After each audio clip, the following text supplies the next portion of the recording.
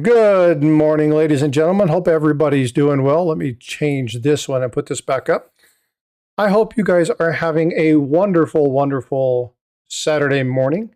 Today we're going to be talking about a couple items, and as you can see on the screen here, we have Paula came in to say hi and visit with us a little bit today. So hi, Paula. How are you? I think she said she was muting. Oh, she was muting herself. Okay. Good morning. So I know you've had tons of stuff going on, so thank you for popping in and saying hi. I appreciate you. But how you doing, Eric? Doing good, and you? Good. I need new coffee is what I need before my wife leaves. But did you guys, and I know Paula, you've been on, but Eric, have you happened to see the thumbnail this morning? I did. Is that a real thing going to happen? No. Hey, flowing trade. Oh, It is, yeah, it's a flowing trade, rare silver dollar. We're going to be talking about that. I have on the screen the actual flowing hair. Now there is a metal, but I want to show you not only, oh, you can't hear the panel. Hold on. Speak now. See if you guys can be heard. All speak right. now or Good forever morning, hold everybody. your peace. Yeah. Peas. I like that meme. Have you ever seen that one? Which one? What meme?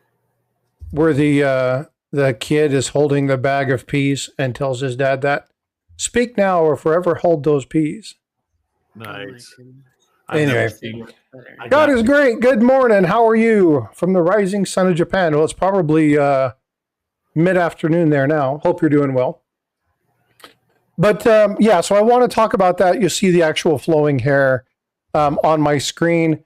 But we're going to actually talk about this entire user. Now, this information came from Fun with Fakes. Now, Fun with Fakes is Jack Young's site on Facebook. C. I told him, say again? C. C. Yes. Oh, Yes. yes. C. Yes. Yeah. And I told him, I said, I'm going to do something on this because this was freaking hilarious. Not to be confused with freaking awesome. Good morning, bud. But yeah, starting to look at these. And again, the availability that people have for just common items to replicate, to duplicate, and to try to deceive. So I'm going to show you this one particular seller. We're going to go through and I'm look gonna at go the grab some multitude. coffee. I'll be right back. Yeah, no worries. We're going to look through a multitude of coins, and I want to talk about this because there's a number of very interesting coins on here, things that you might be quite surprised about. So let's see. Let's say hi to everybody. So we got Coin Junkie. Good morning, Coin Junkie. Desk Logic is in the house. Siren is here. Good morning, Maud. I appreciate you. You know what I didn't do? I didn't put the links to both streams. Siren, if you have the opportunity, could you throw those links in and I'll pin those? I'd appreciate that. Kid of mine, God is great. Good morning, and again, hope you're doing well over there in Japan. Let's see. Freaking awesome. Good morning. Hope you're doing well. Thank you for being here. Steve looking for silver. Way deep inside. Good morning. Rockzilla. Ida. Good morning, Ida. How are you doing? Miss Coin Crew. Good to see you. Hope you're doing well. Well, Trip Wit is in the house. Thank you all for being here. All right. So I'm going to bring this back up and I'm going to show you the two pieces. Thank you, Siren. Appreciate you. Let's pin that, and that goes to the landscape side and the portrait side. So perfect. What you're seeing here is, I mean, I shouldn't even have to say it. If you look at this for just a moment, you should be able to quickly pick up on that and identify what's wrong with this particular listing. But I'll kind of walk through it just a little bit. Again, the big clue here is it's from China, right? It tells you exactly where it's from. So pay attention to these kind of things. But the name, there is no such thing as a 2024 United States Liberty trade dollar from 2024. Like the last trade dollar outside of a silver round was what? 78. Yeah. Yeah. So again, know your years, right? But again, these are very common. These are problems that we had. Hold on. What did it say? Frosty, we had donations for shipping of $1,131. Total shipping. Oh, outstanding. That, you know what's good about that is all the shipping costs were covered. That's great. Yeah. That's awesome. Yeah. Thank you for letting me know. That is really cool. Yes, Logic says if it's on the internet, it must be true. Unfortunately, there's a lot of people, and I've been watching Jack's comments. I just realized that I'm sharing this only on the other side. Eric, you guys won't see this. I'm watching it right now. Oh, you're going to watch it on this. Okay. But again, I want you to, it's frustrating to me to be able to look at this and number one, go, you can tell it's not the authentic one. You can see the authentic one that's listed here. Obviously, this is the one that I was fortunate enough to get the privy. However, you look at the detail, you can see this is very flat affect. The 2024, they're close, but the scrolling on the two is not quite the right. The denticles are absolutely wrong. They shouldn't be pointy and jagged. They're not evenly spaced. There's just a lot of stuff wrong with this. But again, when you go through this particular user, and there's 86 items on here, every one of them is a fake coin. Every one of them. Some of them are coins that are like they don't even exist. Like let's see, let's pull this. Where is it? Where are you? There we go. How about the 1917 rare Walking Liberty trade dollar? There you go. So, folks, when you're doing this kind of stuff, it's very important. Now, I've posted some shorts over the course of the last week or two, and I've got probably 20 to 30 of them in queue. I'm going to release one or two every day. And they're on these. And what I'm going to be doing is I'm going to actually just be asking a question. What do you see? And I want you to be looking at some of these things. And what it's going to do is I'm going to give you resources today to kind of look at some of these things. These are on eBay, Miss Gwen. The problem is that as you look through these, some of them are not bad, but most of them all have that same dull appearance. Many of them are quite horrible. Like this is just gaudy. It's horrible that the number is not even right. The sun's not even in the right shape. It's missing a ray. This is here again. The date itself is just wrong. But there are so many of these things, and they're getting flooded. And I see more and more people. I see people that comment on the chats. I see people that comment in these various sites. I see the various trolls looking to say, hey, how much is my site worth? I absolutely understand. Oh, she had to go. Okay. I absolutely understand why coin shops and people who deal with this stuff are looking at people constantly sending them information saying, hey, what about the 1909 Walking Liberty? Or, hey, I'm looking for the 1909 trade dollar. Well, what do you mean trade dollar? Well, but see, the problem is that even these come in graded slabs. So we see the graded slabs. Most of them look like they're in NGC holders, but many of them are getting better. Jack Young showed the Morganless Morgan, right? So there's a known Morgan counterfeit. He talked about that on Livecoin QA. Has talked about it, posted videos of it, and talked about how they're improving their slabs. They're actually getting better. They're looking to make sure the coloration and stuff is right. Eric, how many times in our conversations have we talked about some of the fears about things like laser mapping and some of the stuff they're doing? And it's coming. I'm telling you, Right. They're already getting better, and that's because they've graduated from sandcasting a long time ago. They're actually using different methods now. They're using polymers, and silicone, which is a lot more detailed than sand was. Oh yeah. The original fakes were sand castings, basically. Yeah, and you look at some of these, and you can tell. Like, there's one here. I'm trying to remember which one it is. It was a trade. I think it's this one right here. This was done on a CNC machine. And when you look at, and I'll get into some of these,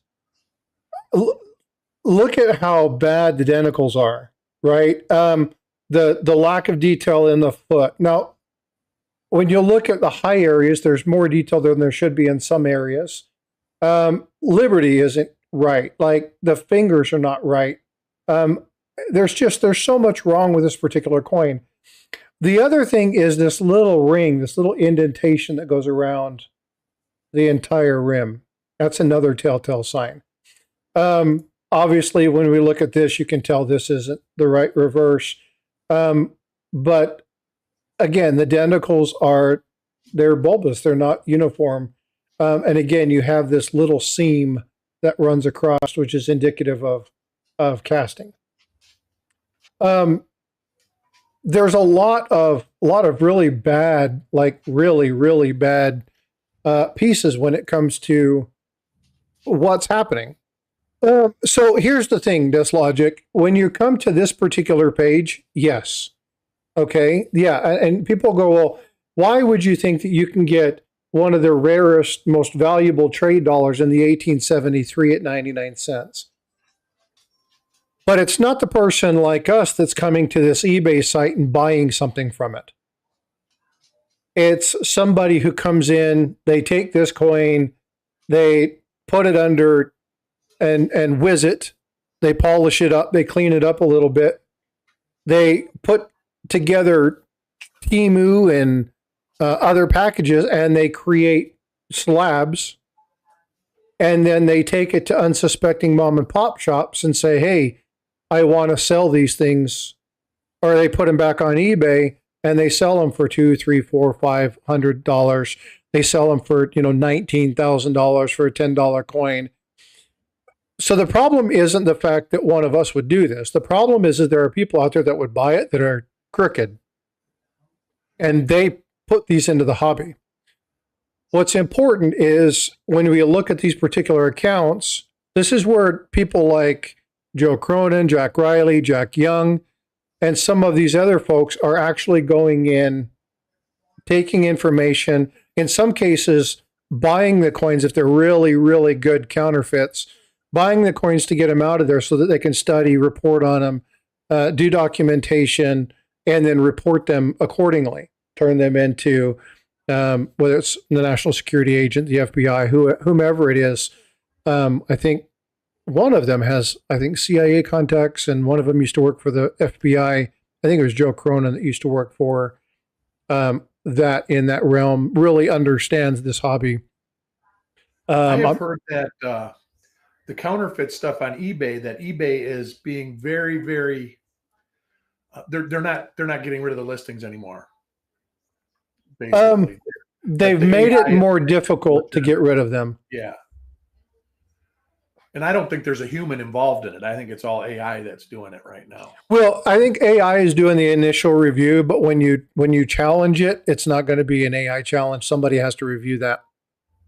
And I think what Jack's been doing, and because he posts on his Fun with Fakes page, yeah, he posts a lot of stuff. On the page the one time he says, "Man, it's getting really difficult because they're rejecting it's a fake stuff most of the time now." Yeah, so he's having to put in, like, this is why it's known.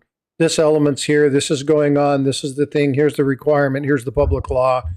Like, he does a lot to really safeguard. Jack Riley has been posting a lot of fakes on there as well.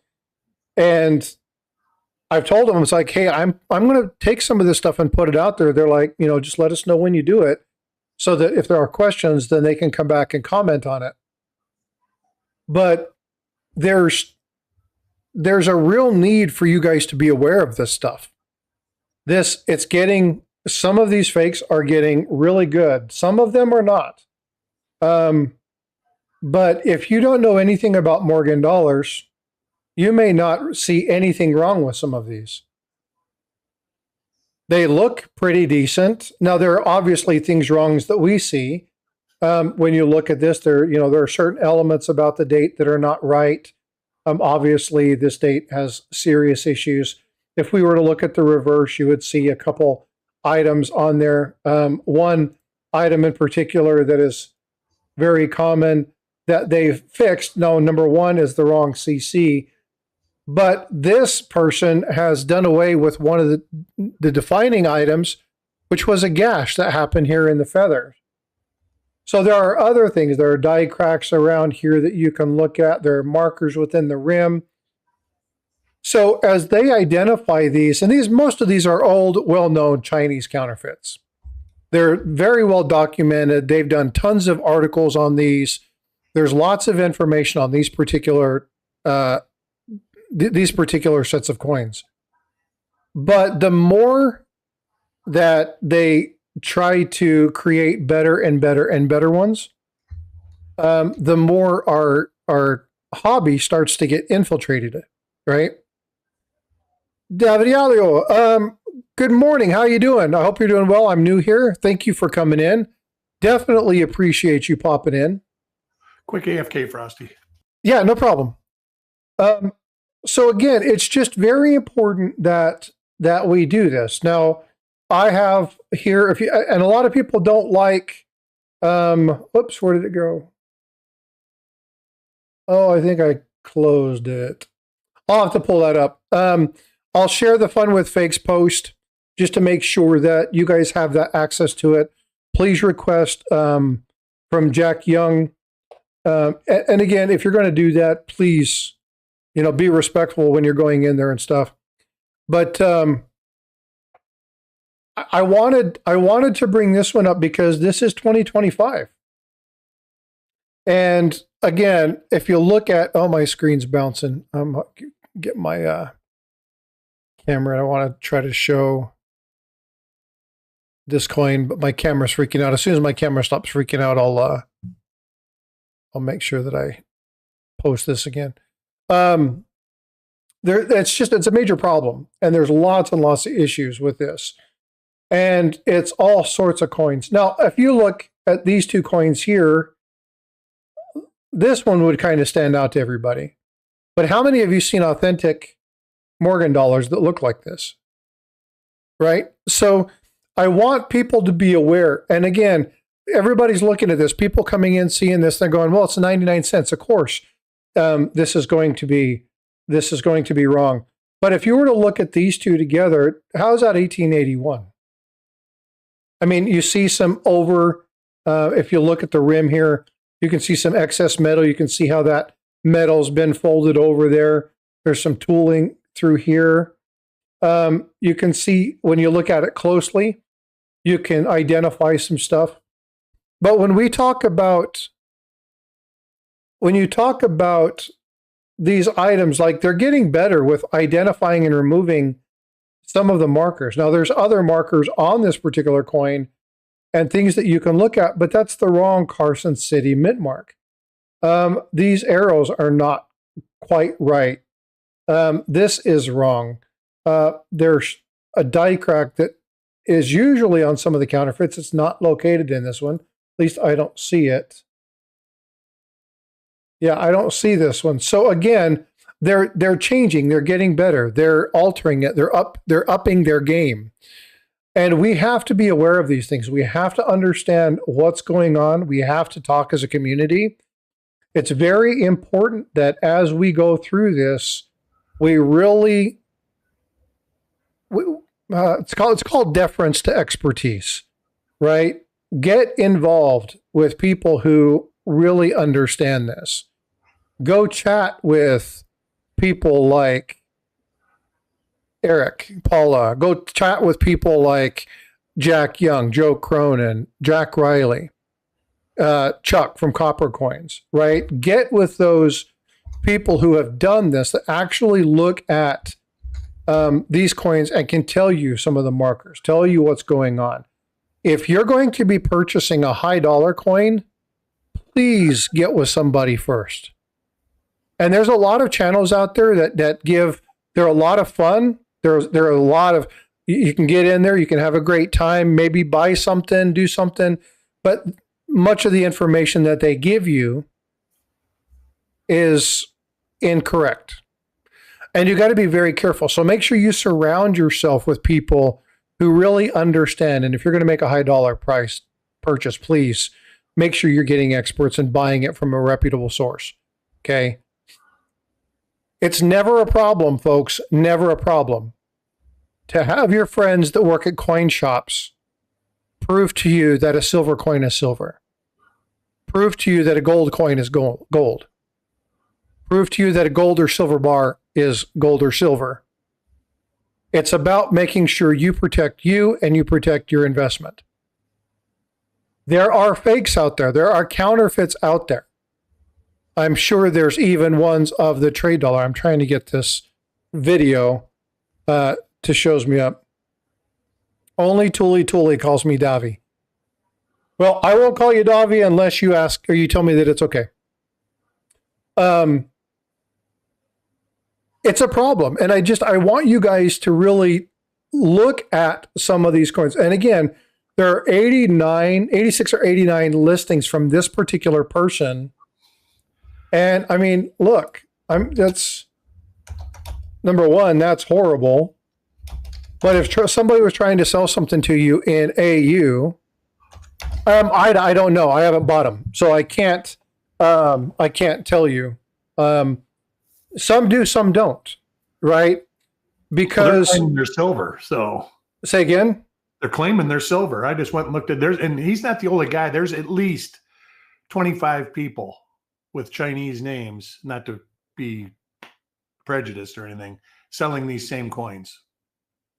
Yeah, Silver Wolverine, you're exactly right. But again, what I'm trying to explain to people, Silver Wolverine, most people in here that are watching would never go to eBay to buy. Yeah.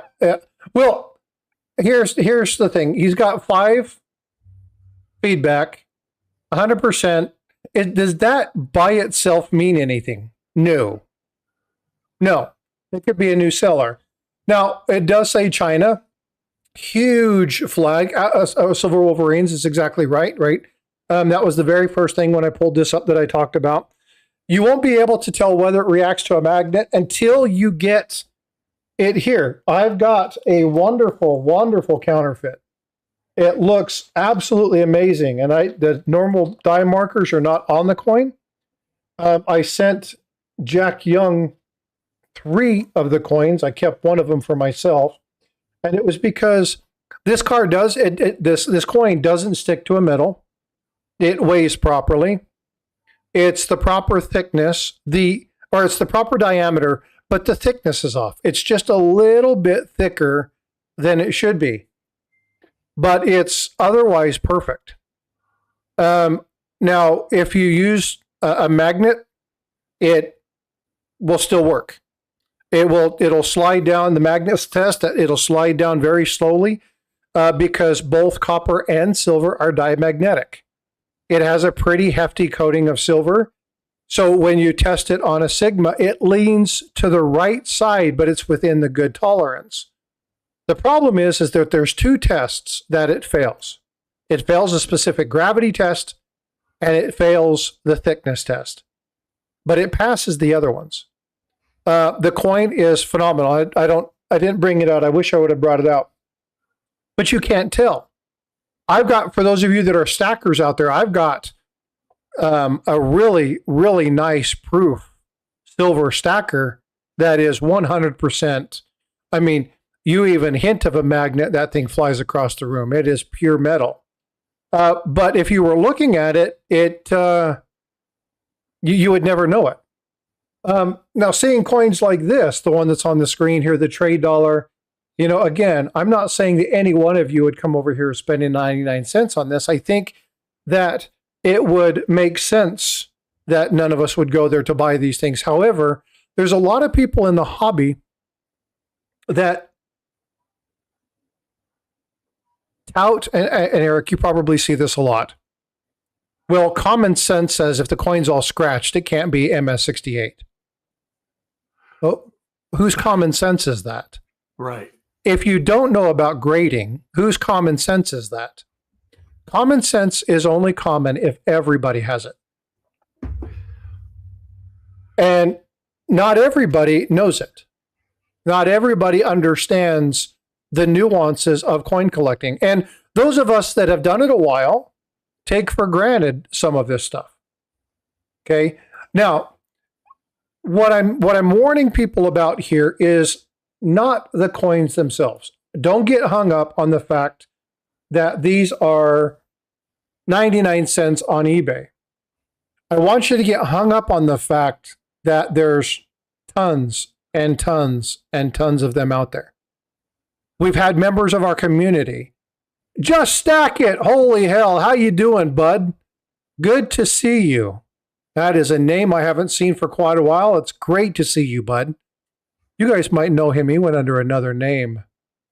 For quite a while. It's good to see you back, man. That is awesome. Just stack it. Yeah, it's good to see you. Good to see you. I bet only about 5% of the people in chat would actually know who you were. Which that needs to change. Hopefully you're coming back and doing some more. But a blast from the past. That's awesome. I'm glad to see you, bud. What I want you guys to be aware of is that these things are out here. And they're out here in force. And they're not trying to come across as high dollar, high grade. And I mean, you know, again, we made the comment, and it's a common thing in China, which was the only thing that is not fake in China is your mom. Now, that's not my statement. That is something that's actually stated. No, it's actually a statement in China. Do you guys know that there's an entire mall? Where are some of the seller sold listings? Oh, let's go pull that up. That's a great question. All of them are from or they say verified buyers, but they don't show any links. So they're all bot people.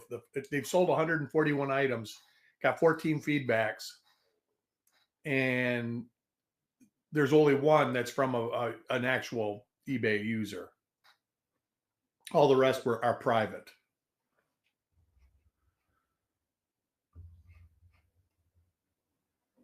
Where's the... There we go. Oh, I have to go back in. I'm not going to do that. So we close that. I won't do it that way. Yeah, so I'll have to go back through and do that. I always look at the bids and I try to see if it's always the same person. And I'll look at the bids across multiple ones to identify if it's always the same person. In many cases, you'll see it's the same person, especially when you're looking at these high-end sold listings from the same people. They're always selling coins at $2,000, $3,000, $4,000, $5,000, $10,000. And they're second-rate coins or complete counterfeit coins or altered dates, whatever it is. I will always look at the number of bids and see if it's the same general people. Normally, what you'll find is it's the same general people across every one of these, which means that it's basically just a shill, right? It's somebody going in and bidding up or selling it, and then it might even be the same person, so they pay it, and then obviously it goes back to that same user because they're all part of the same issue. I'll see if I can find some more. I didn't prepare for that today, so I'd have to log in and get all my stuff taken care of to see that, and I don't want to do that while everybody's on and share all my information. But it's a real problem. There's a lot of stuff, and again, it's not just U.S. coinage, right? There are tons of coins from around the world that are there. There are, it's horrible. And again, all of these are sold listings, and you know, you can see 3 bids, 5 bids, Eric, if you want to pull, do you want me to send you the listing for this, or you've already pulled this person up? Yeah, I pulled it up and looked at it. I got it. I closed it already. Yeah, no worries. But again, the reason, and again, I'm not trying to say that anybody here would be spending $6 on a $500 coin. Okay, what I am saying is that there are enough people out there that don't know enough about coins that would get caught in this. And what I want you to be aware of, what I want you to pay attention to, is the person to the left and the person to the right with you. Do you want me to pull up some fake slabs? I'll absolutely do that. Let's do, what are some fake slabs? Let's do the 1881 CC Morgan. Hey, Frosty, while Yeah. you're doing that, Ida had asked what the most counterfeited U.S. and world coin is, and it's a Morgan dollar. Different dates. They don't actually. Actually, so the number one most counterfeit, it's a gold coin. 1897 Russian 15 ruble. Yeah, well, so that's world coin. And they do that. So there's a really fabulous story about that particular That's right. coin. Fabulous story. They actually used to use gold Indians, actual gold coins, and they would heat them up until the metal became soft, and then they would stamp directly over the Indian. And then what that would do is when people would test it, it would test pure gold. However, the numismatic value of the Russian coin is so much greater that the $200 or the $150 back in that day that they would use to buy the coin well made up for in the numismatic price from them selling it. So they would actually sell gold. It would be the proper weight. It'd be the proper size. They would just heat that metal up and then restamp it. I did a video on that very coin because the story behind it is amazing. And another interesting fact, U.S. coins aren't even in the top 25 most counterfeited coins. There's not one.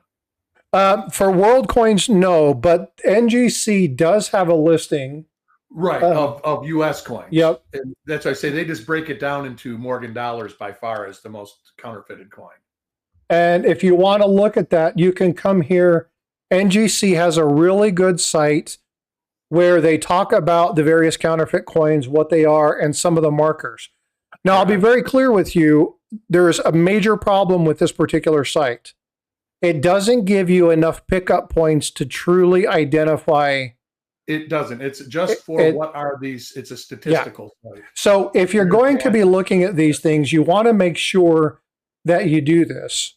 The number one most counterfeit U.S. coin is the 1909 SVDB. But that's weird. If you notice, it's the high dollar numismatic coins. Right. These are going to be your most high. Now, some of these are very, very good, and most of them are not.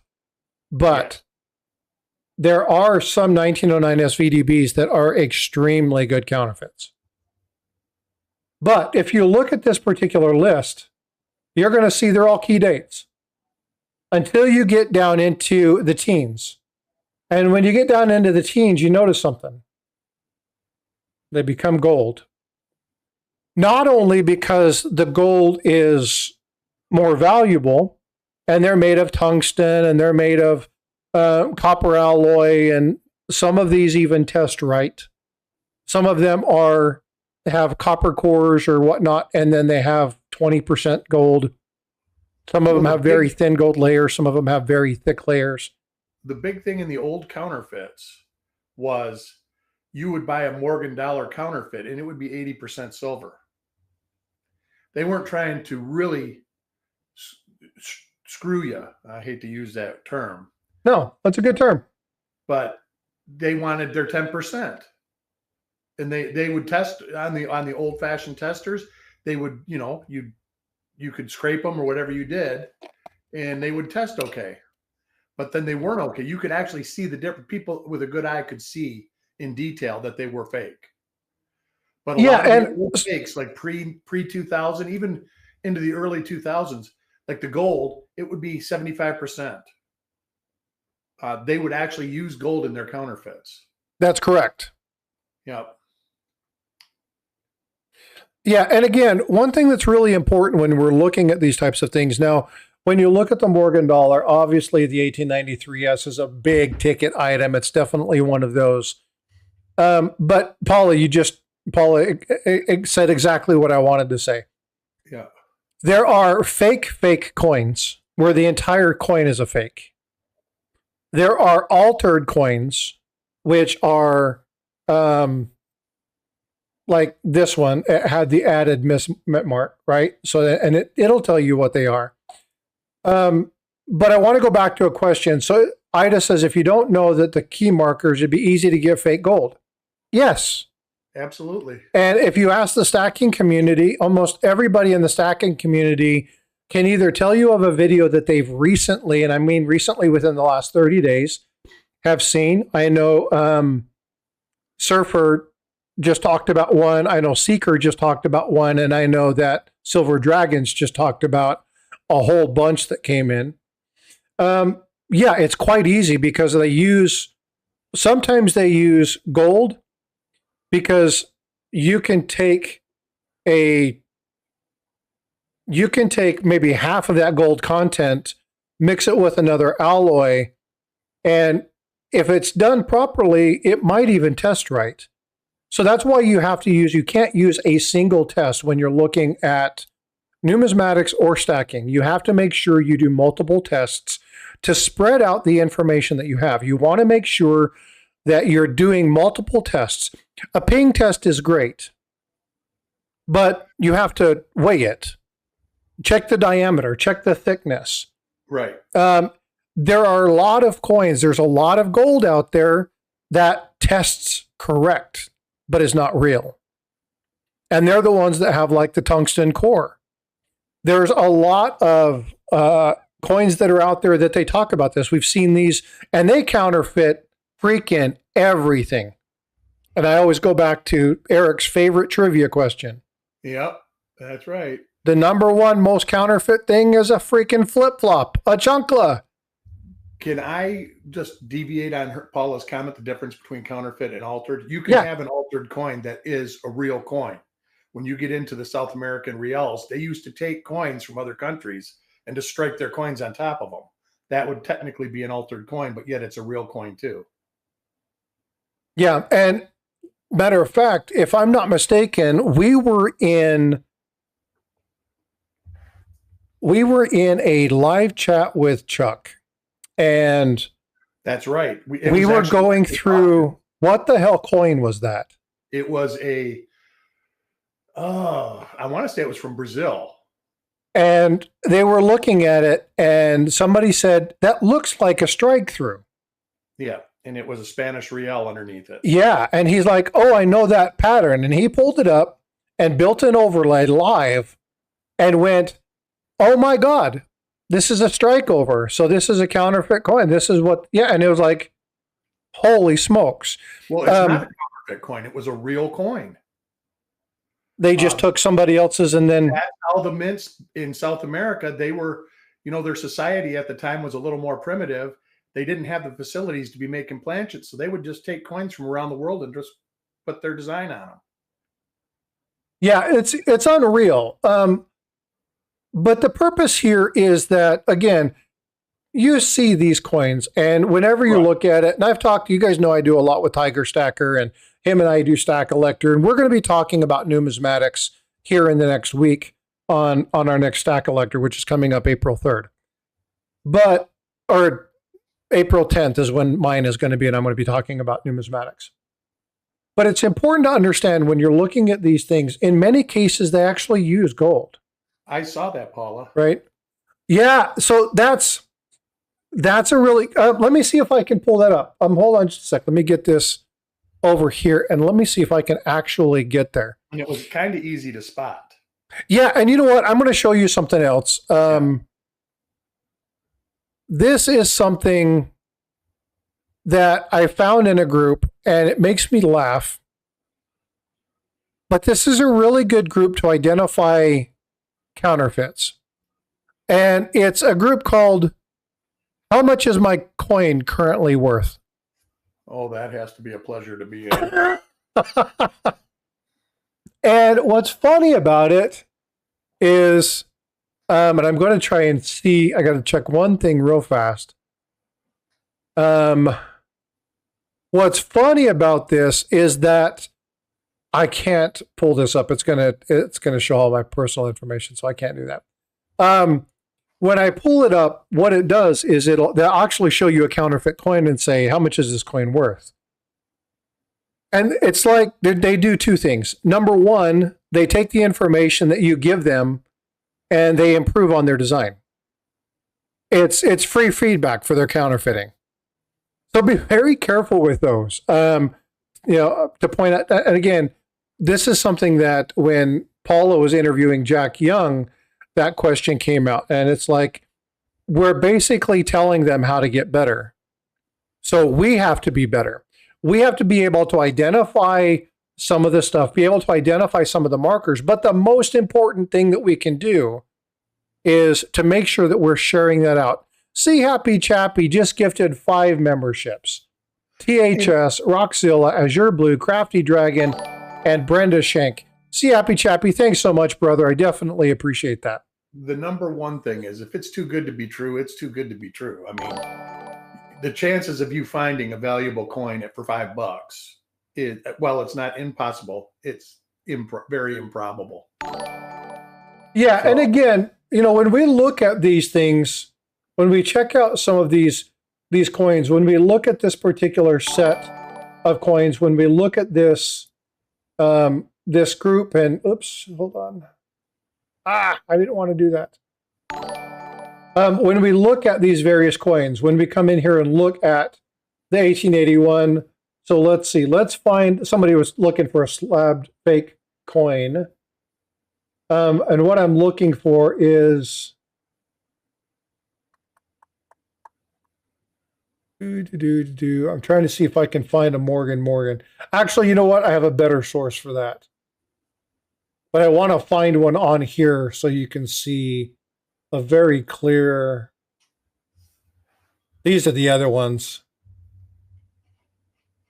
No, that's okay.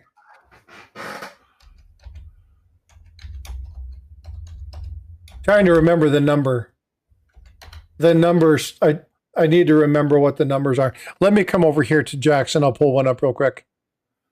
I know where you can find a Morgan. Yeah, I'll pull that up just a sec. Oops.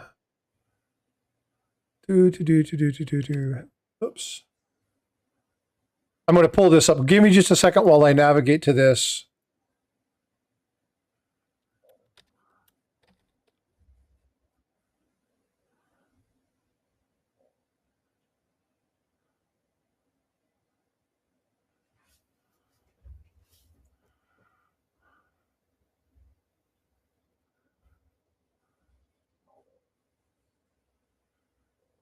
Come on, where is he?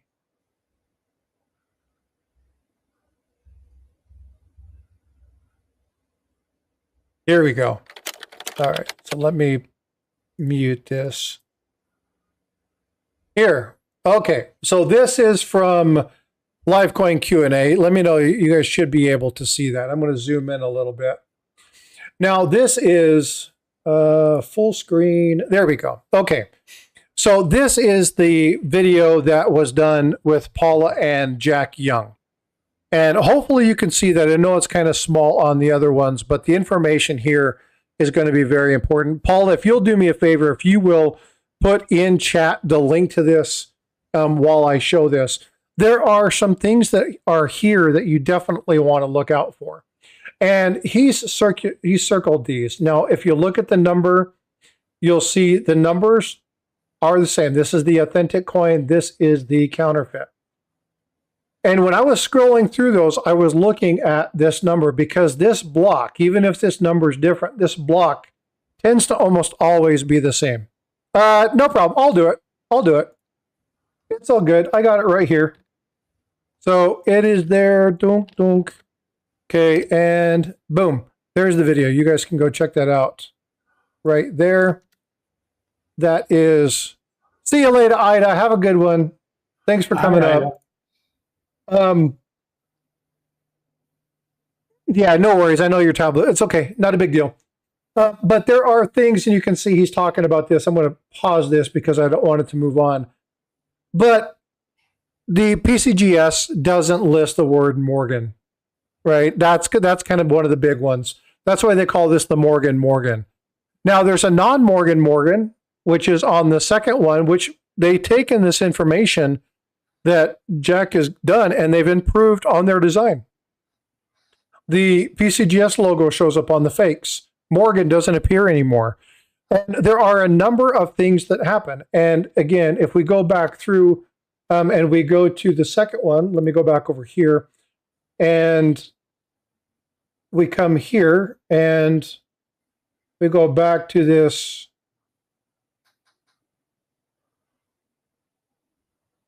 Where's the non-Morgan?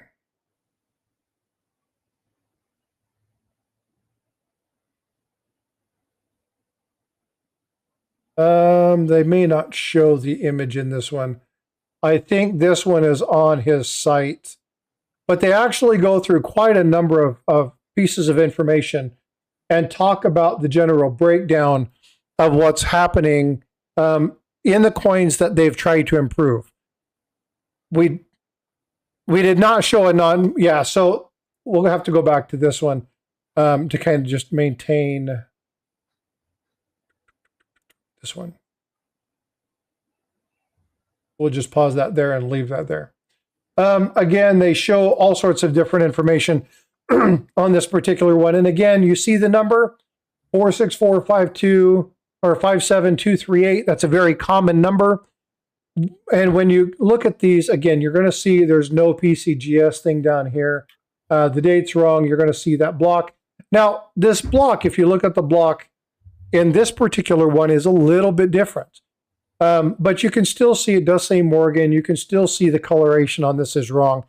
So yeah, there's lots of slabs. There are gold coins in slabs that for a very long time actually defied the, or I shouldn't say defied. What's the word I'm looking for, Eric? Fooled, I mean, is the easiest word. Deceived. That's the word. Deceived. The grading companies. There were actually, and I think that Jack Young, not too long ago, reached out, and I'll see if I can find that. I'll share that information. Sorcerer Stan, good morning. Actually shared information where he had to reach out to one of the professional grading companies and tell them, you guys have something that is a known counterfeit. It's a high grade one, but you have it on your site. And it's listed, it's live. It's actually a counterfeit coin. And so Jack Young, Jack Riley, Joe Cronin, there's lots of other names. I mean, but I can't even begin to give you all the names of people that do this. There are the folks from the Coin Show podcast they're in Baltimore right now, who bring out great information. I think they're probably getting ready to do another live. They've been doing a number of these. The last video we did featured that coin. Yeah, and again, there's some great information. Anything that has Jack Riley's name on it, if you're looking at counterfeits, is something you need to go look at.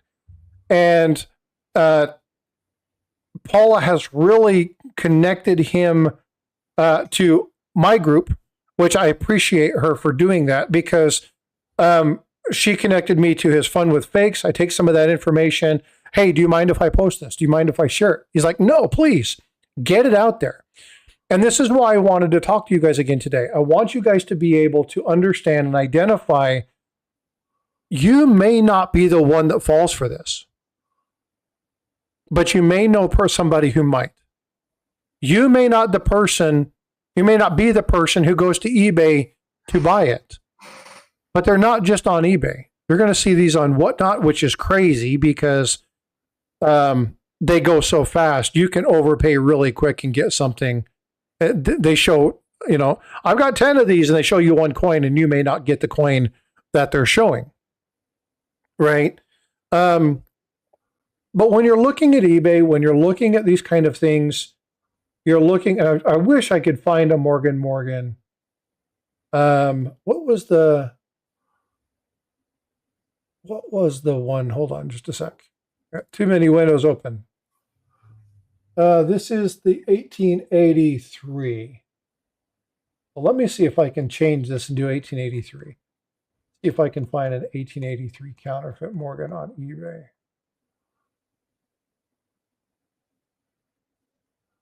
And let's do, let's be a little bit more specific. This is going to be MS64. So let's make sure that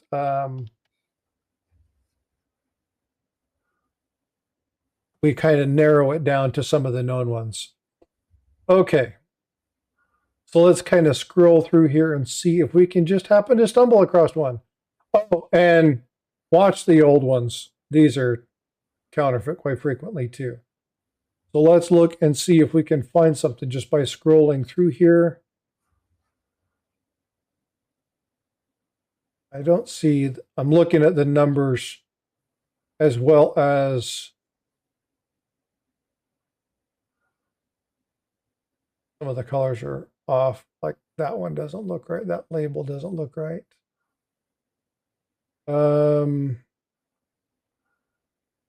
I don't see any Morgans. They pop up, but they're getting better. And so, yeah, you can find slabs. There's also fake GSA holders. That is, let me pull this up. I'm gonna actually open a new window. Let me get this over here, and I'm going to show you something else. This blew my mind. Have you ever seen these, Eric? The fake GSA holders? I have not. So this is something that came in.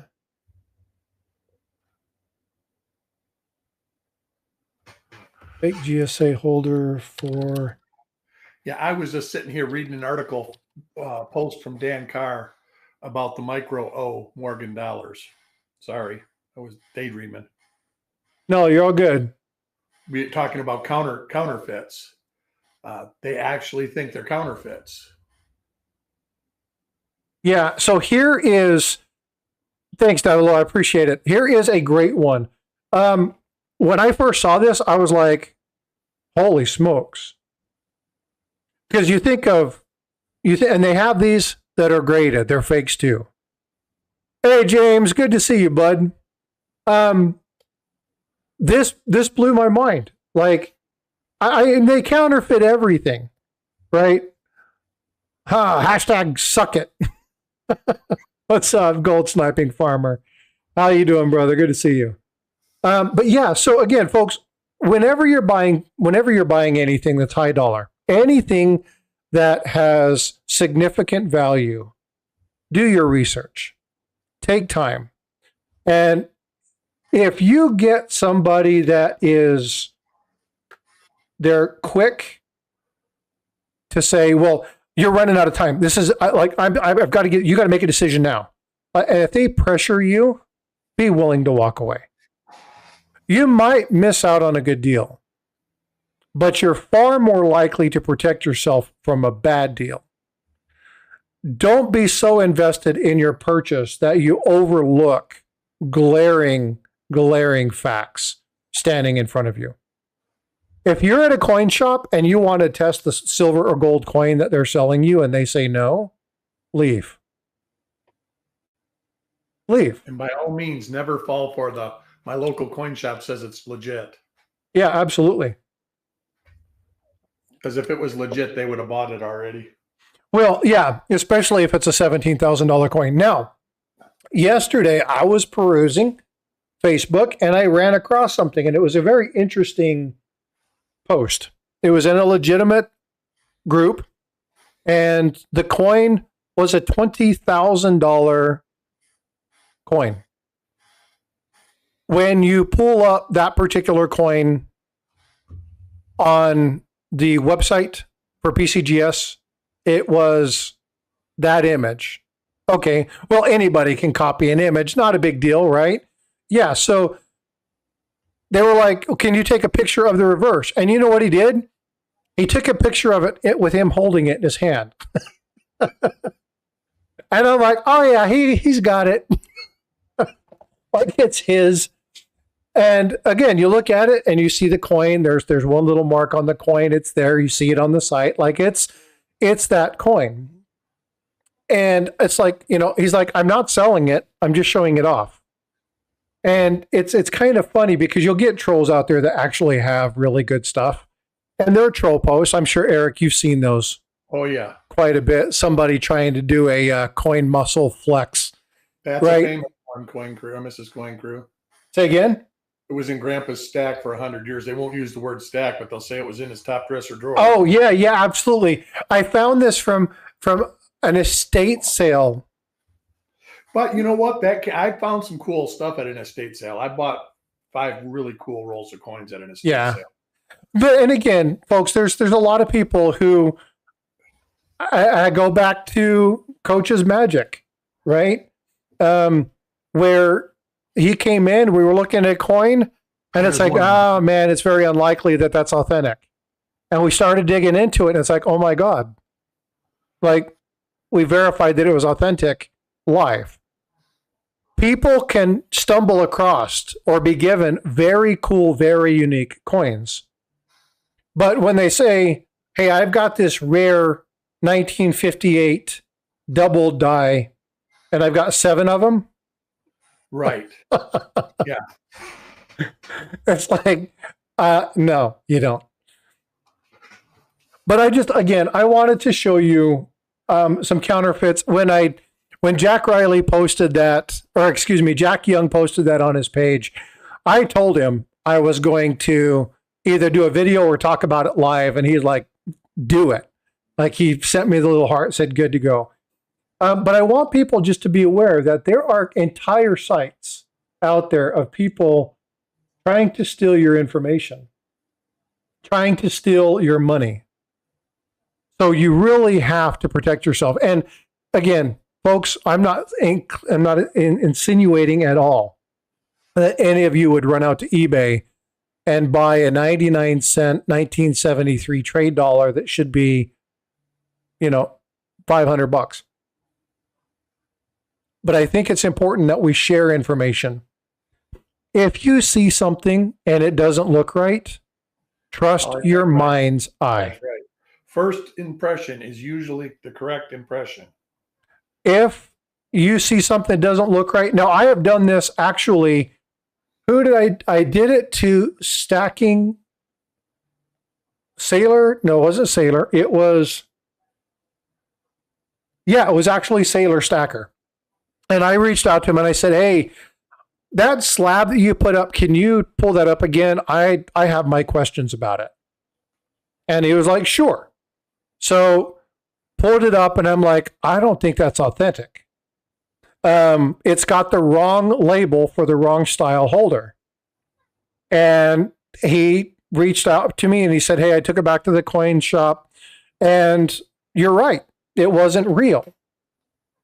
And he was like, I appreciate you doing this. I picked this up from somebody else. But I've also said, hey, can you show me that? And I'm like, I don't know about it. They verify it. It ends up being authentic. Outstanding. You verified it. But again, if it doesn't look right, now you've got to be very careful.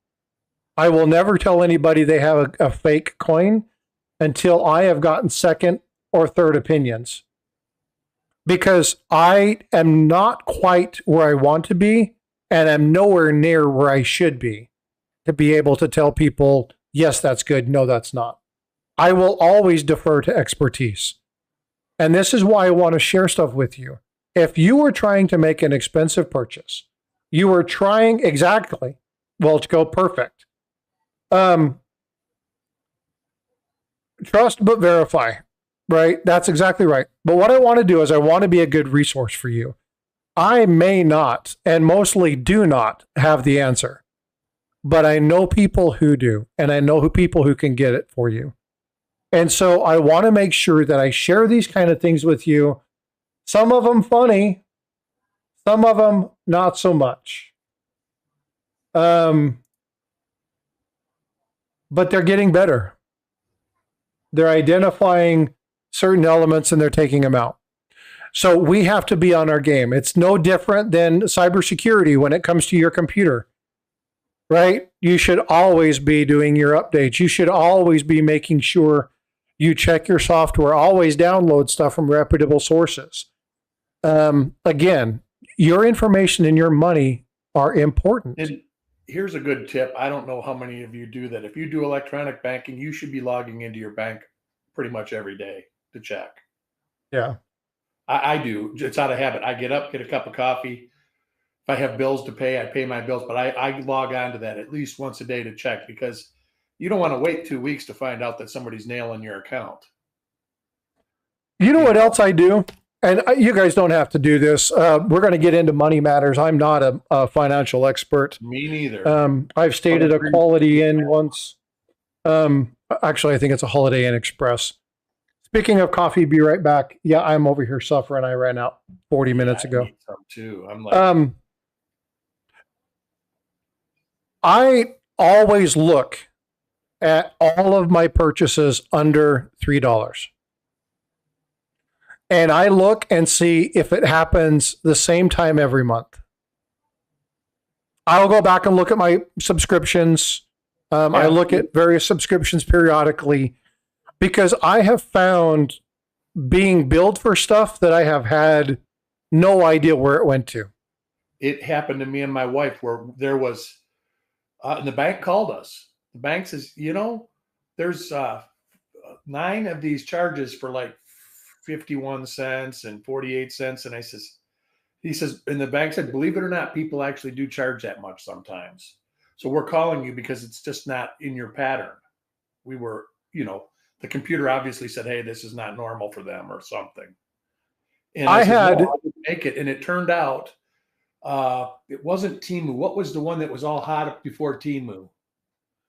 My wife had bought Alibaba. It was after Alibaba. It was, I don't know what, it was one of those Chinese sites though, but that it was that person, and they got her debit card and they started charging this 50 cents. And the bank said, if it's under $1, it's not even criminal. So they keep doing it. And if you don't say anything within like 10 or 15 days, they get the money. Yeah. So it's very important that you guys, and again, I am not financial. I'm not a financial expert, but I can tell you I've had my identity stolen 3 times. One time when I was in the Navy.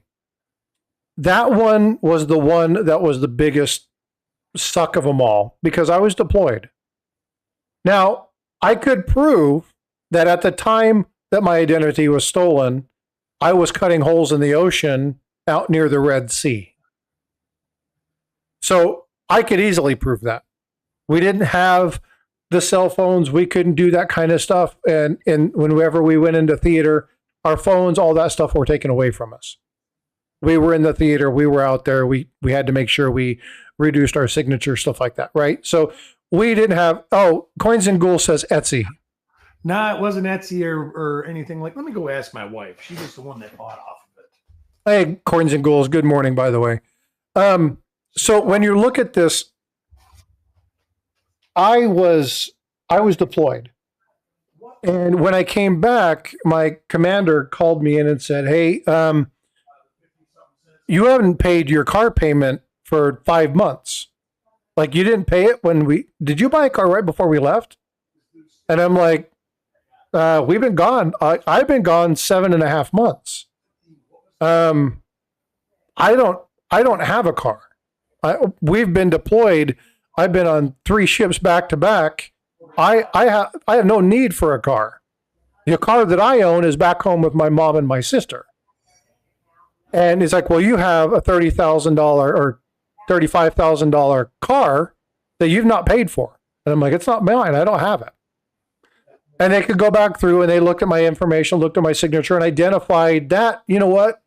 It wasn't me. But it took me forever to get that cleared off. The second time it happened was because somebody at a drive-in restaurant actually took my card, made a copy of it, and I started getting purchases, but they caught them very quickly. They knew it was a ring. They had been watching this place for quite some time. They let me know. And then the last one, I was getting gas at a gas station.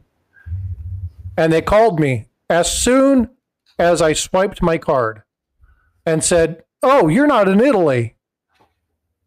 I'm like, "No, I'm in Texas." And they're like, "Oh, well, somebody just made 2 huge purchases in Italy. It obviously can't be you because you're not there." Yeah. And I'm like, "No, I'm at a gas station.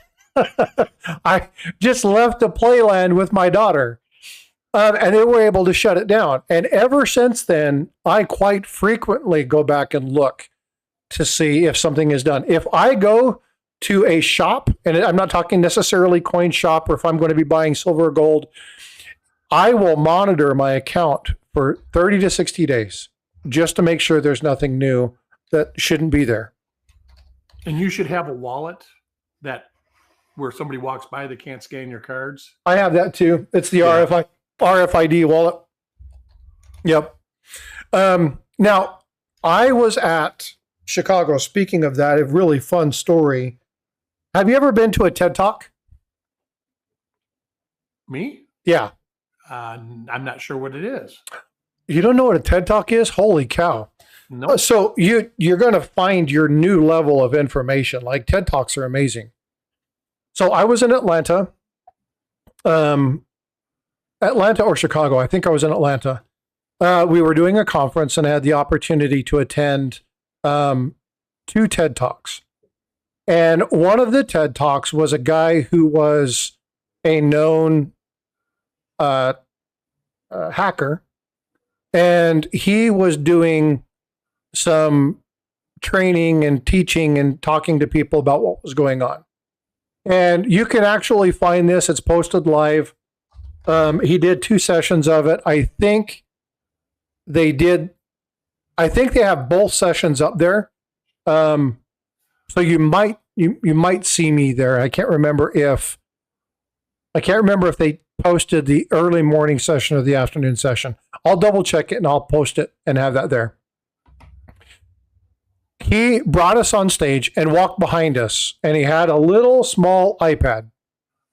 And he walked behind us, and on the screen, our information was showing up. Now, I had just purchased not too long ago an RFID, and he stood behind me for a minute and talked to me. And then he walked away, and he says, "Will you come stand over here?" It's like, "Yes." And he goes, "Can I see your wallet?" And I was like, "No." He's like, "No, I want everybody to show your wallet." And I had one of these little orange cases. It was not good looking. It's not like the new ones that they have now. Hell, the new ones look just like regular old leather wallets. Yeah, they're beautiful. And this one was not. It was kind of a metal thing. It was really clunky. And so I pulled it out, and he's like, "I have these for everybody at the end of the show." And what he was doing is he was showing information. Now, he had somebody that was on his team that was doing stuff, and they were blotting out pieces of information as it was coming up on screen. Like, they would show the card, but they would not show the card number. They would show what room they were in and the movies that they had purchased and the food that they had ordered, because they were getting all their information from the hotel. Like, because everything was done through that card. And when they were scanning the cards, they were looking to find out which one. They tied it into the system, and they were pulling out tons of information. Right. Now, there was one lady who was very, very, very embarrassed because of some of the stuff that she had been watching while she was there at the hotel. And they pulled some of that stuff off and they shut it down. And they were like, "Well, we're not going to go into some of this." But the guy says, "Hey, do you want free movies? I see you like to watch them." And he hit a couple of buttons. He said, "Now you have free movies while you're here at the hotel. It's on me. It's taken care of." And he was doing all of this stuff. And it really made me understand that there are some smart people out there who are very, very, very wise in how to get your money and how to deceive you into getting information. And from that point on, I've paid way more attention to my finances, paid way more attention to where I use my cards, paid way more attention to the coins, the gold, the silver, all that stuff, because there are people out there that just want to steal from you. And it's very important that we share this information, because I want you guys to, I'm going to see if I can't find that TED Talk. and post it. Now, on those wallets, Frosty, if you have a cloth one or a leather one and you wash it, you need to go buy a new one. Just so you know. It doesn't ruin it, but it definitely, from what I understand from a police officer friend of mine, the integrity goes down. So if you wash it a couple times, they're not, some people have wallets for 15 years. Get a new wallet if you want to protect your data, because they do deteriorate. So I don't know about the metal ones, the little. Okay. So this is the afternoon session. I have it right here. Hold on a sec. On eBay, so you know. Sorry about that. This is the afternoon session. And it's been a while. I'm posting this in chat right now. This is the TED Talk, and I want you guys to watch this. I want you guys to pay attention to what's happening here. And Eric, if you've never seen TED Talks, go check out TED Talks. I actually have. I didn't know what they were, though. I'd never heard them called that. They were just called symposiums when I went. Yeah, TED Talks, TEDx, phenomenal. And this is done, I mean, God, this has been... What does the acronym stand for? Technical education data, something like that. I don't remember what TED stands for. Yeah. But they have all sorts. They have TED experiences where they can actually send these people into your facility, have small group discussions. We had years ago when I was working with the Air Force, we had one come in and talk to us about what they call a TED-like experience. And what it was is they actually brought people into the small group, and we discussed a very, very deep conversation about security and things of that nature. This person was prior military intelligence officer. And it was working with CIA and all sorts of stuff. And they brought them in and really broke down a lot of really cool information. I've been fascinated with TED Talks. We have a group of physicians that do TED style based stuff at the Pearl Brewery in San Antonio. They do it 2 or 3 times a year, where they do neuroscience conferences, and they get people and they bring people in and talk about those kind of things. Original TED Talk be Dale Carnegie. You know who Dale Carnegie is? No, name doesn't ring a bell. He used to do, you would go to a symposium and he would talk about positive thinking and how to make your attitude better at work, and dealing with all sorts of negativities and stuff like that. I got you. In most companies, I had to do it working in Ford. They made me go. They wanted everybody to go to Dale Carnegie. No, that was Dale Carnegie was speed reading. Who was I can't remember. There was a guy, positive thinking guy. So we always did Stephen Covey. Stephen Covey was always the one. I lived in and around Utah. He was based out of Salt Lake City, Utah. Dale Carnegie, author of the original TED Talk. Damn. Yeah. UCI $2 super chat. Thank you so much for that. I appreciate that. What is that guy's name? Tony Robbins? No, yeah. Positive thinking guy. Tony Robbins is one that I've heard a lot of.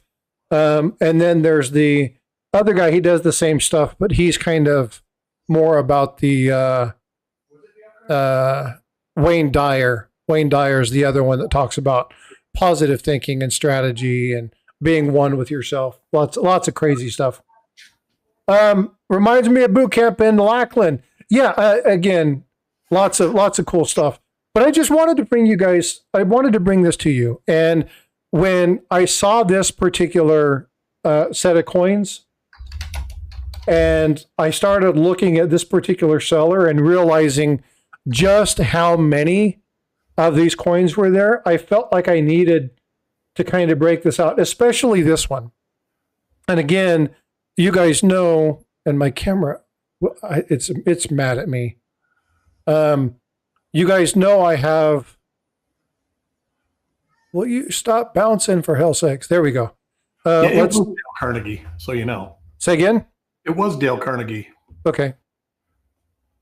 So you guys have seen this coin right here, this metal right here, right? I was very fortunate to get that. Yeah, Paula, Jack is the one who shared the listing with me. He's the one that gave me all that information. He's monitoring that person. He's paying close attention to it.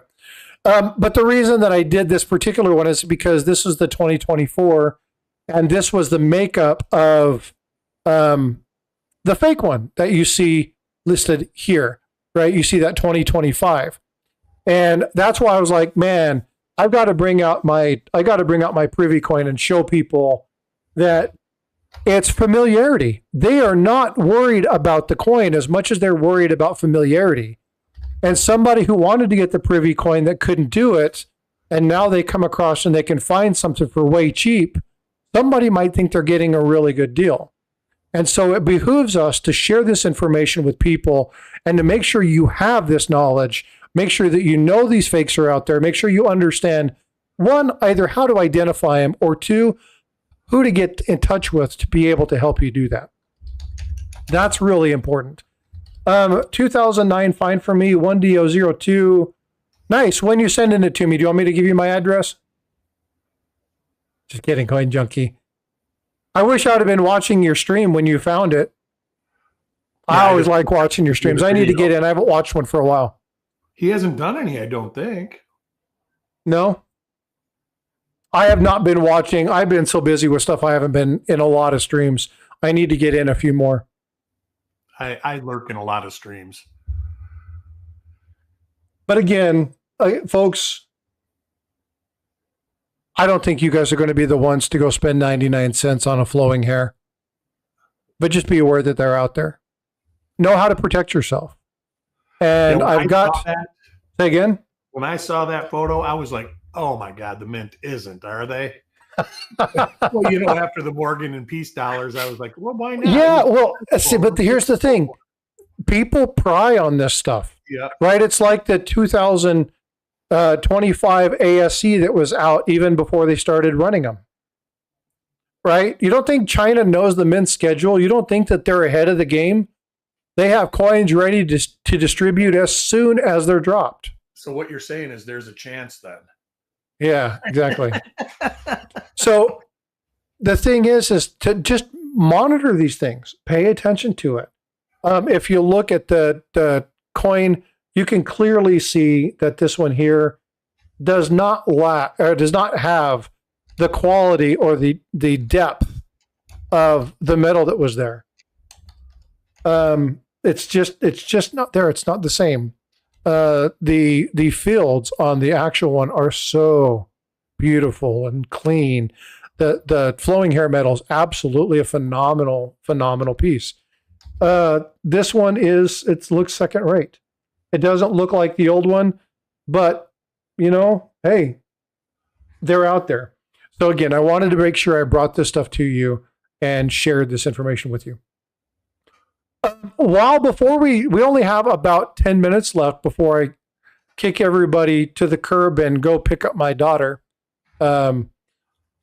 What would you guys like to see? I have an open session tomorrow. I haven't actually planned anything yet. But if you want to talk about something specific, I want you guys to do me a favor. Enter in chat. Put something in chat and let me know some of the stuff that you want to go through. What is that, Eric? Well, remember we were saying it's from my grandpa's top dresser drawer? How that doesn't happen? It actually does. And this is an item that I got from somebody's grandpa's top dresser drawer. I got a bank wrap, a Batdorf roll of 43p cents, a roll of 43p dimes, or 46p dimes, 46p nickels, and 44p Lincoln cents. I should have bought the other two rolls of nickels. He had two rolls of silver war nickels, and I didn't get them. I should have. And that was just some random estate sale that I was going by, and I'm like, hey, you got any coins? It was literally just one of these things. I was like, maybe I'll stop here. And they were like, yeah. And I was like that. And they said, yeah, $75 sound good? And I was like, okay. And that was with a Batdorf roll of 43p cents. And that's $75 right there. So Coins and ghouls. Chuck asked me to come on sometime and discuss bulk grading. That would be an amazing great, topic. Yeah. Yeah. You're pretty good at it. So. Yeah. I've got, I'm waiting for Blue Ridge to get back with me and schedule a time. He's going to come up and talk. I want to talk grading, so you're more than welcome to join me. I've already sent that up. He's just looking at a schedule, trying to get back with me when he can do that. I've also got two other people. Aaron Burke said that he's willing to come up. We're just coordinating the schedule. We're going to be talking ancients, so that's coming up soon.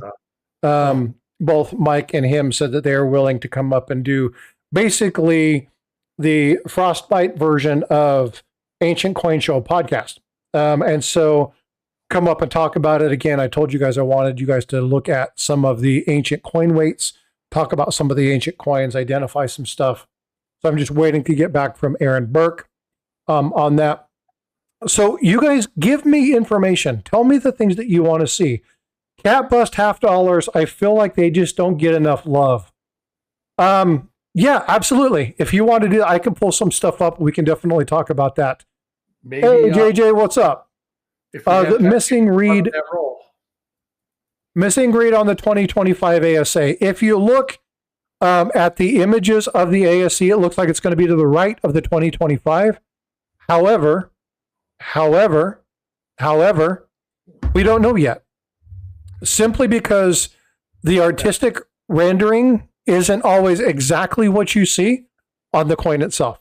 And isn't that the actual significant security feature on the coin now? There's actually more. Yeah, but they say that's the one you can see.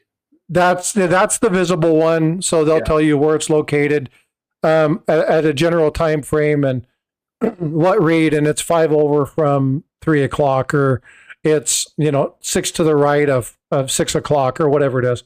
The Mint is coming out with a 2025 flowing hair. No, ASE. No, Builda said. I don't know. I didn't see anything. I've never heard anything. That's why I was like shocked when you put that up there. I haven't heard anything about a flowing hair 2025.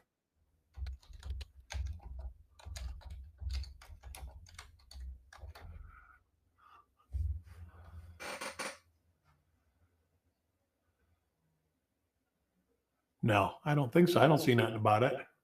No, I don't see anything regarding It wouldn't 2025. surprise me, unfortunately. I don't think they do it because it was the anniversary of it. No. If you look up 2025, you'll see stuff on eBay. I just showed those. Oh yeah, well that's a fake coin. If you're looking at what I'm showing, that is complete and utterly fake. That's not even a trade dollar.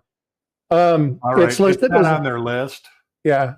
I just looked at their whole list for the whole year. Yeah, I wouldn't expect them to do that. So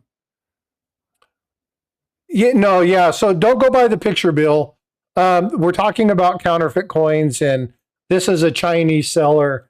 This is not the U.S. Mint, so don't fall for that one. But yeah, there's nothing on the U.S. Mint schedule for that. Hey, Coach. Good morning. There are some cool things, but I got a couple different people coming on. But again, if you want to talk cat bust, I can put some stuff together for cat busts tomorrow. No problem. What are the pros and cons of collecting? Is collecting affecting your life for better or worse? Wow. That would have to be a panel discussion. I like better. Because it depends on who you talk to. I think collecting does a couple different things. It can be beneficial, but it can also be the bane of existence. Right. I know, being a YouTube channel, I had to pull back from supporting a lot of channels and being in a lot of streams and doing a lot of stuff, even though I enjoyed them because I needed family time. Well, that, and it can be money. I mean, some people, it's addictive, just like drugs. Yeah. And you get that dopamine shot, and when you get something exciting, I mean, that's why I search coins. I love the thrill when I find something. But fortunately, it, I got a plethora of coins to look at. So it doesn't affect my bottom line. Yeah, so the discussion about, and I think that'd be a really good panel discussion. So maybe I can coordinate that. Let me look at my schedule. By the way, April 12th, I will not be live. I'll be supporting a nonprofits events. I'm going to be running their audio video, so I will not be here on April 12th.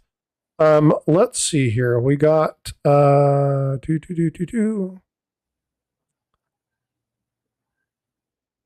I can do that next Sunday. If you guys are interested in it, I will do an open panel. If you guys are interested in coming up and talking on that panel, send me an email. And we can definitely talk about, you don't necessarily have to show any coins. There will be some rules to it.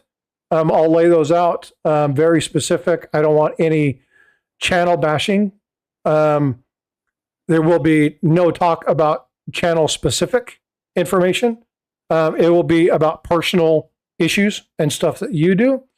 But we definitely could talk about that kind of stuff. But I would lay some ground rules down that if violated, there'll be no warning. It'll just be a removal. But if you guys want to do that, reach out to me. Let me know you're interested in doing that. And I'll coordinate a panel for next Sunday. I think that would be a good discussion because we can talk about some of the good and the bad that happens within the hobby. And there's plenty of both. Say again? I says, and there's plenty of both. Yeah. There's lots of positives. Plenty of good and plenty of bad, but lots of positives that happen. Yeah. I know there's a lot of people. If you look at anything that you do, whether it be art, music, whether it be landscaping, whether it be collecting trinkets, whether it be bookkeeping or scrapping or what do they call that? Anything can get out of hand. Yeah, anything you do that can get out of hand. So there are aspects of the coin hobby that drive me nuts, but there are aspects of the coin hobby that I would love to learn more about. But I have to balance, and the biggest thing about anything is balance. And so, collecting can, but so can dating. It can cause healthy psychological. Yeah, impact. so can food, right? So it's really easy to look at addictive behavior is addictive behavior. It doesn't matter what the topic is. It doesn't have to be drugs or alcohol. It can be food. It can be the outdoors. It can be suntanning. It can be swimming. It can be whatever. Any activity is prone to addictive behavior. And so when you're looking at, well, it's specifically tied to coin collecting, we can take it from that venue, but people have to understand every purpose of everybody that does this is different. This is why when you collect, you have to ask them, what is it that you like? What is it that you enjoy? And, Pedro, right? Pedro, I can tell you two things he absolutely adores. Okay? Peace dollars and ancients. I know it. He absolutely loves those items. Okay? We've talked about it quite frequently. In particular, the 1921 peace dollars, but he likes peace dollars. So that detailed of a focus, can it become a problem? Well, if you don't have a healthy psychological balance of the rest of your life, maybe, right? When you look at some of these other elements, again, food can be an addiction, right? Alcohol, drugs, whatever it is. There are a lot of people in this hobby who come into this hobby to overcome things like ADHD, or not ADHD, PTSD, PTSD. There are people who come in here and have found a really good family when they had an addictive behavior, and they've gone to the extreme. I have a good friend in the stacking community. He went to the extreme, and it was very important that I let him know, hey, you know what? You're going a little bit too much. Back off a little bit. And he was putting himself into trouble. And yes, it can happen, but that's usually more tied to the person than it is the hobby. Right. So we definitely can talk about that, but we have to lay some ground rules because it's important that people understand the psychology of it as well. I got a stacking question. You want to hold it till tomorrow, or? We got a few minutes. I just have to be out of the house in 15 minutes to be at where my daughter is in time. Is anybody buying or selling, or both? Let's just say silver or gold. Don't matter. So I am not buying gold right now, but I'm still buying silver. Okay. Has anybody sold any? Yeah, I want to see if there's any paradoxes with like 2007, 2008 when the market kind of got flaky. I do know that most coin shops seem to have a glut of inventory right now, silver. And that's because a lot of people are selling. And I was wondering if the buy price is real close to spot, like the local coin shop here, the buy price is literally spot. But if you go in there to buy silver, but if you go in there to sell silver, he's like making his margin on that end. You know what I'm saying? He's instead of it being like only like 3 or 4%, he's charging almost 10% on the margin when you sell.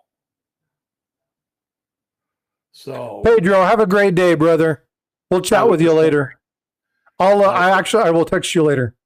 Yeah, I was just wondering if anybody else. I've talked to 3 different coin dealers.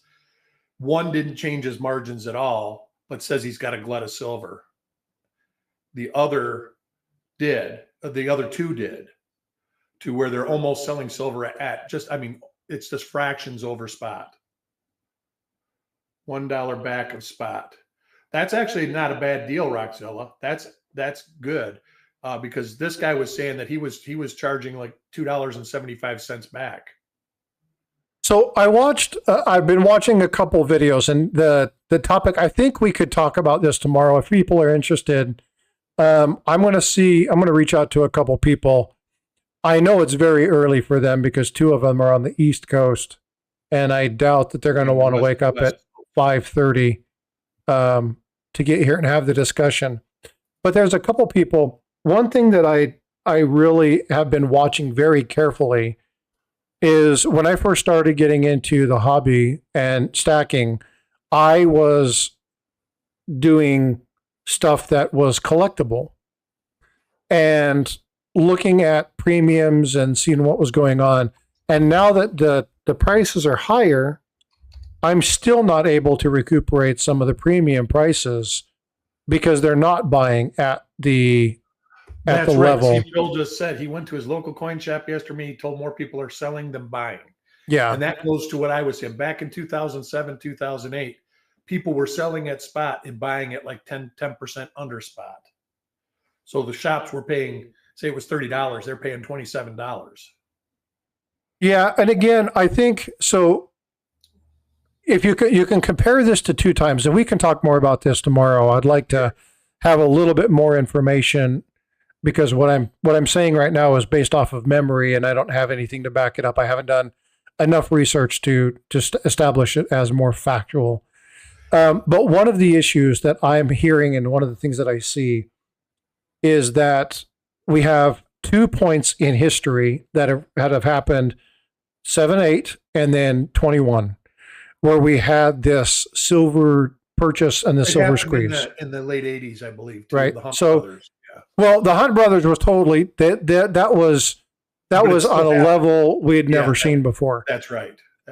So I don't really want to classify that. There were 3 other events that are very similar to where we're at now. If you look at the 2021 data, you look at the 2007 data, you look at the prices. We're about at what they call the ceiling. If you're in stock, you would look at that, you'd see that. I'm curious to see if there's going to be another quote unquote squeeze on silver. because as prices go up, and I think Seeker was the one who talked about this, if I'm not mistaken. I wasn't able to catch the whole thing, but I think Seeker was the one who mentioned this. So if that's the case, go back and watch Seeker's last video that he posted regarding this particular item, and challenge. And if I say anything wrong, please go back and get it from him. But he was saying be very leery, because when prices go up, what tendency happens with banking and infrastructure is they tend to buy and then short it and then sell it back because they want to gain money when it drops. They're buying contracts. So, and unfortunately, our hobby silver is based on contracts. Yeah. So what I would be more interested to see is, personally, I think we're going to see 35, and then we're going to drop back down into the low 30s, high 20s. I don't think we'll ever be back into the 18s.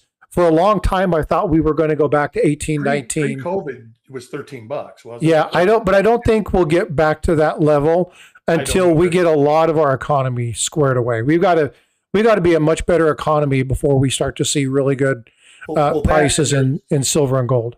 There's a real heavy industrial pull on precious metals too now. Yeah. Or even in 2000, there was. It's not like it is now, because everything has precious metals in it. Yeah, so it's going to be interesting to say. I don't think we'll ever get down to those really low levels, but I do think we'll see a pullback.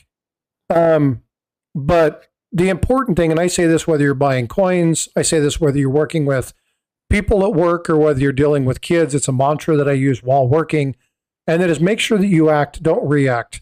So study, understand what's going on, ask questions, make smart decisions.